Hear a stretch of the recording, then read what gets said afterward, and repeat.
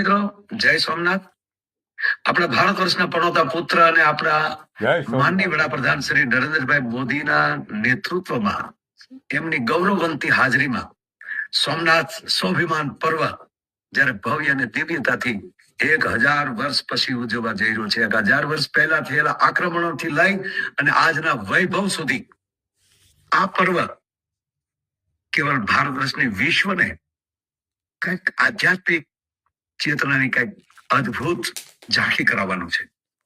જ્યારે આપણા વડાપ્રધાન શ્રી નરેન્દ્રભાઈ મોદી આધ્યાત્મિક રીતે પણ સોમનાથ સાથે કંઈક ને કંઈક જોડાયેલા છે. કારણ કે ભગવાન સોમનાથ આપણા 12 જ્યોતિર્લિંગમાં પ્રથમ જ્યોતિર્લિંગ 1026 ના વિધ્વંસ પછી આજ 2026 ના વૈભવ સુધી એ શું શીખવે છે? આ દેશની એક અડગતા, આ દેશની